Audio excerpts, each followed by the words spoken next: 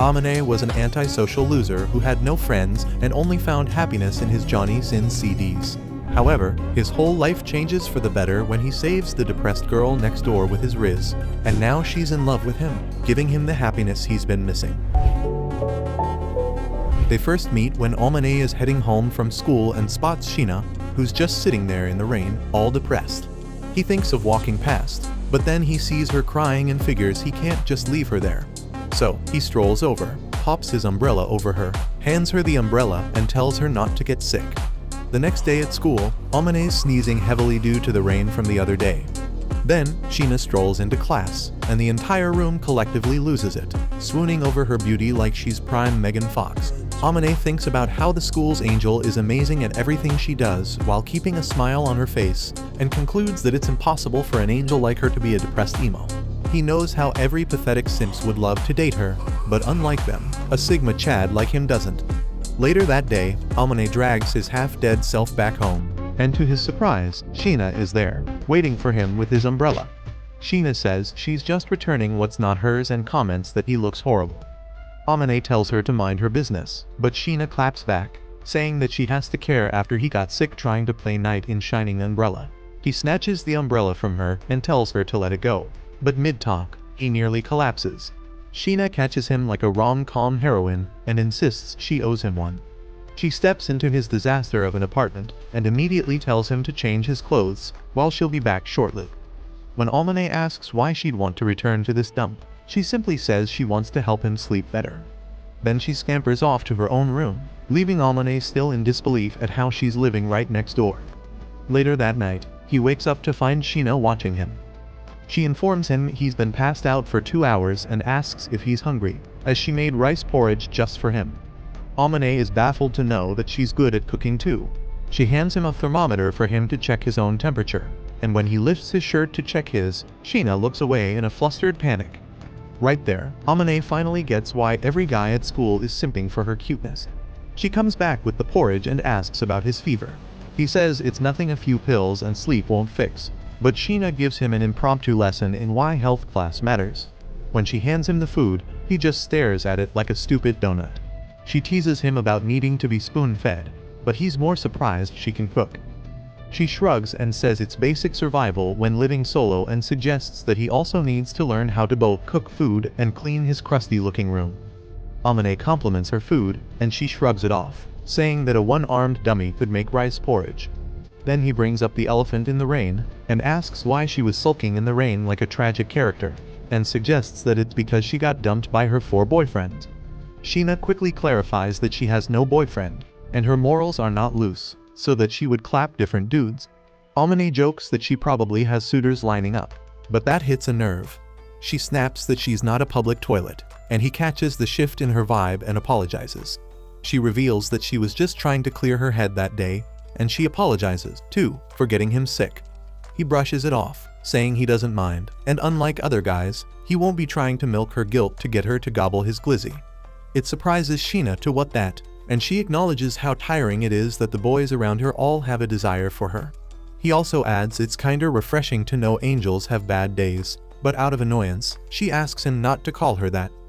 The next school day, Itsuki is glad to see Amane healthy again and tells him to pull himself together.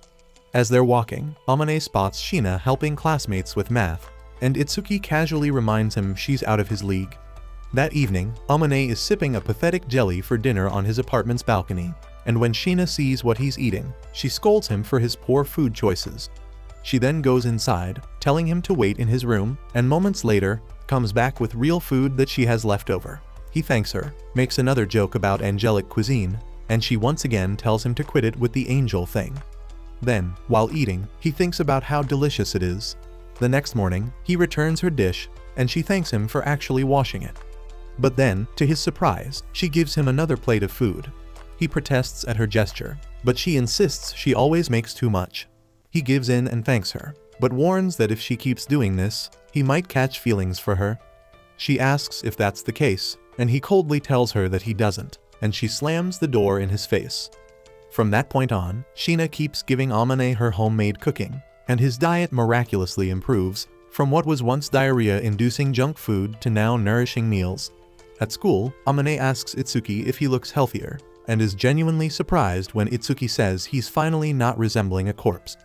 One afternoon while shopping, Amane bumps into Shina and tells her not to get the wrong idea as he's not stalking her. She rolls her eyes and tells him to get over himself, as she knows that they're in the supermarket closest to where they both live. He notices how she's careful in using her budget, and compliments her in saving up the allowances her parents gave her. But to his confusion, she shows a tint of sadness when he says that. After shopping, Amane offers to help carry her bags. She resists, but he insists, saying she'd score more charm points by letting him. Then he walks ahead, saying they'd look awkward together anyway. Later, when she swings by his apartment to pick up the other day's container, she finds him mid-cleaning in his garbage pit of a room. When he admits he's got no clue what he's doing, Shina jumps in with a crash course in adulting. Then, determined to wage war on the mess, they begin Operation Cleanup. At the start, they manage to clean the room smoothly, but partway through, Shina slips, and Amane catches her in a very convenient position. She scolds him for letting his apartment turn into a health hazard, which caused her to fall. He apologizes, and they keep cleaning, but deep down, Shina feels her heart pounding. After they finish cleaning, feeling exhausted, Amane suggests they order pizza. It amazes her to see takeout pizza for the first time, and Shina admits she's never had it, as her family's too elite for takeout.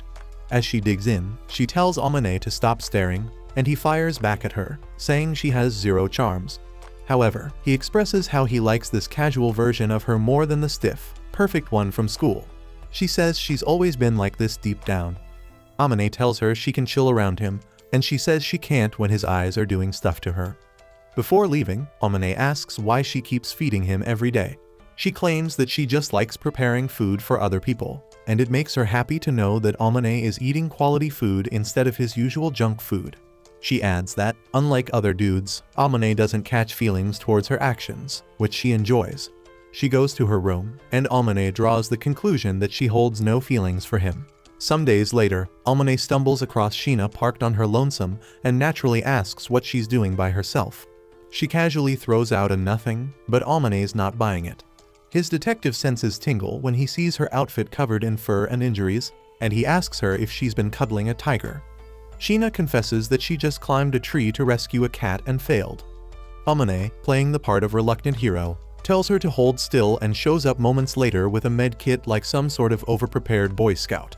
He orders her to take off her tights, and Shina asks him if he's off his drugs to ask her that. So he tosses her his jacket and clarifies that no, this isn't a ploy. He just doesn't want her knee to swell like a balloon. While she hesitantly accepts, he turns away while she sorts herself out, and appreciates that he doesn't try to peek. Then, after wrapping her ankle with surprising finesse, she mutters that maybe he's not entirely useless. Amane accepts this backhanded compliment like it's the Nobel Peace Prize. He then hands her some oversized sweats and a hoodie, and when asked what for, he explains that it's for her to disguise her celebrity identity while he carries her back. Then, as he carries her home, she apologizes for the hassle, and Amane just shrugs it off, saying that he's just that much of a gentleman Chad. But once home, Amane quickly enters his room after Shina thanked him, and Shina realizes that she's still in his pants. The next day at school, Amane shows up in shorts, which earns him a raised eyebrow from Itsuki. Amane tells him to shut it, as he forgot his sweatpants. Meanwhile, the school's popular handsome Squidward-looking dude, Kadawaki, is getting his usual prince treatment, and Amane, unimpressed, notes how the school's weirdly good at assigning nicknames like Angel and Prince. Just then, he locks eyes with Shina across the field, and she hits him with a smile, which gets Amane to look away, but the other dudes thought that she was smiling for them. Later at home, Shina swings by to return his clothes and brings a peace offering in the form of food. Amane asks how she's holding up, and she says she's fine, but just not running any marathons soon. He teases her about lighting up the field with her angelic smile, to which she rolls her eyes and reminds him she loathes that nickname.